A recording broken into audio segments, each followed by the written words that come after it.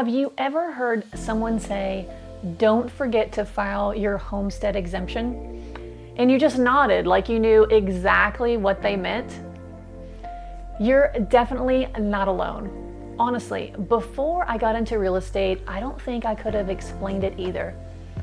But here's the good news. It's actually much simpler than it sounds. And if you're buying a home in Louisiana, it could save you money every single year. So let's talk about what it is, who qualifies, and exactly how it works. Hey, I'm Jen Gamble, and I am a local realtor here in Northwest Louisiana, and I've called this area home for almost 40 years. I make these videos to help people who are thinking about moving here understand what it's really like to live in the Shreveport-Bossier and Northwest Louisiana area, including some of the things that can save you money after you buy your home. If that's the kind of information that you're looking for, I would love to have you subscribe. All right, let's jump in. So first, what exactly is the homestead exemption? The easiest way I know to explain it is this.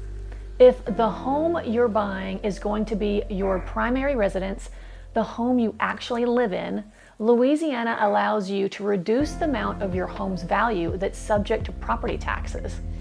Think of it as a tax break for homeowners. It's one of the ways Louisiana helps make home ownership a little more affordable.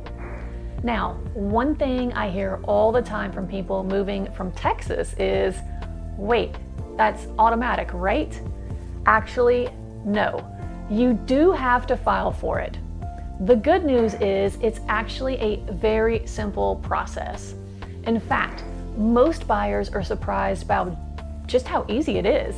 Now, every parish handles the paperwork a little differently, but when I work with buyers, I always make sure they know exactly what the next step is so they don't accidentally miss out, because I'd hate for someone to leave money on the table just because they didn't know they needed to file it. Now, let's talk about how much money this can actually save. That's probably the question I get the most. And the honest answer is, it really depends. It depends on the value of your home, where it's located, and your local property tax rates. So I never want to throw out one number because it isn't the same for everyone. But for many homeowners, it can add up to hundreds of dollars in savings every single year. And over the time you own your home, that really starts to matter and add up. Here's another question that I get. Can I claim the homestead exemption on my rental property? The answer is no. It only applies to your primary residence, the home where you actually live. So if you're buying an investment property or a vacation home, that wouldn't qualify. Another question I hear is, what if I move? That's easy. If you sell your home and buy another one, that becomes your primary residence. You'll simply file for the homestead exemption on your new home. Now, here's something I think is really important. If you're relocating from another state, don't assume every state works the same way. Every state has different property tax laws and different exemptions. I've worked with people moving from Texas, Arkansas, California, and several other states, and almost every one of them has had questions about how Louisiana does things. That's completely normal. And honestly, that's one of the reasons I enjoy working with relocation clients. Sometimes it's not the house that's confusing, it's everything that comes after buying it. Or if I can help make that process a little less overwhelming by giving you that information, then I have actually done my job for you. Now, I do want to mention one more thing. If you're buying a home with me, this isn't something you're going to have to figure out on your own. I'll walk you through it. I'll make sure that you know where to file, when to file, and exactly what paperwork you need so you can take advantage of the savings that you're entitled to.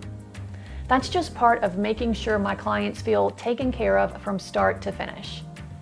So let's do a quick recap. The homestead exemption is available for your primary residence. It can reduce the amount of your home's value that's subject to property taxes. It can save many homeowners hundreds of dollars each year, and that really does add up.